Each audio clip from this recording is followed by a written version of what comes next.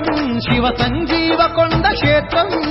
పవిత్రమైన క్షేత్రం శివ సంజీవ కొండ క్షేత్రం కోటి జడల శివుడు కొండంత వరాలు ఇచ్చు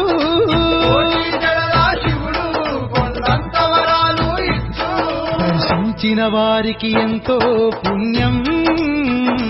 భక్తితో కొలిచిన వారికి కలుగు బహుభాగ్యం ఓ శివకోటయ్య స్వామి సన్నిధి